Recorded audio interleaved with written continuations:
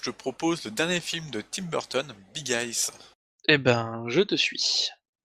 Donc, Big Eyes, c'est un film, c'est un biopic sur, enfin un biopic ou donc c'est un film sur une arnaque dans le domaine de l'art, donc qui est la plus grosse arnaque apparemment jamais montée, dans de ces dernières années, Donc dans le visiblement domaine c'est plutôt dans notamment les de la années peinture. 50, 60. Voilà, là c'est vraiment quelque chose d'énorme. Visiblement où un homme en fait s'accorde le crédit des peintures de sa femme qu'il planque à tout le monde et qu'il vend après comme ses propres peintures et où il va se faire des millions dessus. Bah, indirectement donc sa femme en profite, mais Bah, c'est normalement on voit pas trop visiblement ce qu'elle... Enfin, bah, on visiblement il y a sent un qu'il y a une moment relation ça assez l'excède et elle va tendue. vouloir aller contre Voilà, ce on sent qu'il y a une système. relation assez tendue entre ces 2 personnages, mais on n'en sait pas beaucoup plus, en fait. En tout cas, voilà, c'est le dernier Tim Burton. Moi, je suis curieux. Tim Burton m'a un peu déçu ces dernières années, mais j'attends de voir un peu ce que donnera celui-là, qui a l'air plus calme, on va dire. Voilà, après, le casting avec Amy Adams et Christopher Waltz, ça a l'air quand même plutôt sympa. Ils sont 2 très bons acteurs tous les 2, Ouais. donc je pense que ça peut apporter de bonnes choses. Il faut le voir, donc on va y aller et on vous donne notre avis dans quelques instants. Alors, le film m'a plu. Ouais, c'est un film assez très très simple. Je veux dire, on est Alors, il est vraiment beaucoup... loin de du ti Disons qu'il est de très sobre pour un Tim Burton, ce film. on Ah, est dans un film très classique. Il y a pas beaucoup de choses, extravagantes comme on a pu le voir, précédemment, chez Burton. Ça reste un déjà parce que c'est un biopic donc il peut mis à part il peut quelques prendre quelques petites libertés, mais il y a allusions, quand même une limite à prendre. Une limite. voilà, Disons il peut pas inventer qu'il a des des, trucs des complètement bornes dont farfelus. il peut pas trop s'écarter. En tout cas, je veux dire, c'est bien réalisé, c'est propre. Les acteurs sont géniaux dedans. Euh, Ah Christophe Christophe Waltz, c'est Christophe Waltz joue vraiment un connard qu'on a c'est le vraiment envie de parfait connard, détester. quoi. Donc, C'est de la c'est plutôt bien première fait. seconde où on le voit jusqu'à la dernière, c'est on sent que c'est qu'un mec qui est un peu qui est bizarre et de plus on avance dans le film, On sent que plus c'est on un se peu un rend compte de la manipulateur. dimension en fait Ouais. que Jusqu'où va l'arnaque en fait de cette personne. voilà. C'est vraiment quelque chose de très bien, C'est une histoire qui est d'assez très sympa à drôle. suivre. Indirectement, certaines choses sont assez drôles, heu, pas tout le temps parce que ça reste quand même une situation assez dramatique pour les personnages, mais il y a quelques passages drôles, dans le film.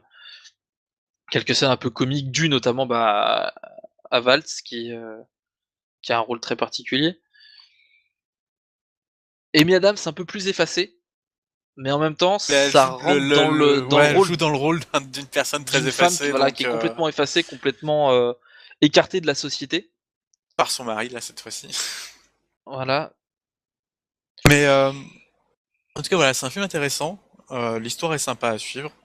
Les acteurs sont bons, mais du coup, Tim Burton, si on ressent un peu le thème du côté un peu artiste et tout, avec notamment bah, ne serait-ce que les images des tableaux qui ressemblent beaucoup un peu à l'idée qu'on pourrait se faire de l'imagerie de Tim Burton. C'est un film qui reste en fait très très sobre, on l'a déjà dit, et du coup la patte de Tim Burton se ressent très peu. Elle se ressent à quelques instants, mais on les voit déjà dans la bande-annonce, qui sont du coup le moment où on la voit dans le supermarché avec... où elle voit les gens avec les grands yeux, quoi, les big eyes. Ouais.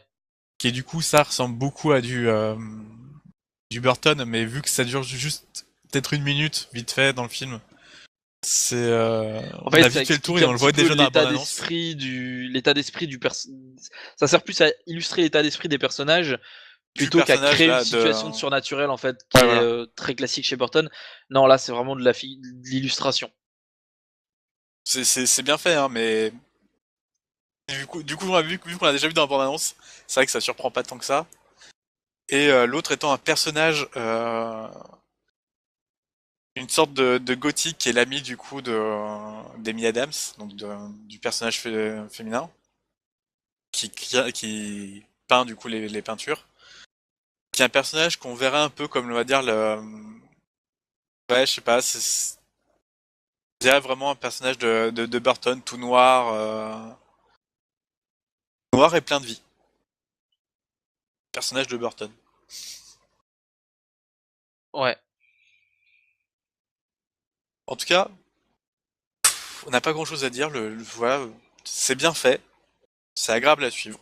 Vous prendrez sans doute plaisir à aller voir ce film. Moi, j'ai été agréablement surpris par ce film. Il n'y a pas grand chose à dire sur ce film. Je trouve que il a pas d'intérêt à être vu en salle spécifiquement. Dans la mesure où on n'est pas dans le côté vraiment Burton un peu grandiose qu'on a pu voir dans ses Ses anciens productions, films. quoi. Heu, on est vraiment sur un film classique. C'est pas du téléfilm parce que on a vraiment des acteurs qui sont très bons et un petit peu de budget derrière, ça se ressent quand même. Mais si on le voit à la télé, c'est pas gênant. Je trouve qu'il y a pas le film profite pas suffisamment en fait, en termes d'image, il profite pas du fait d'être sur grand écran. Et Ce il qui est peut-être profite. un petit peu dommage.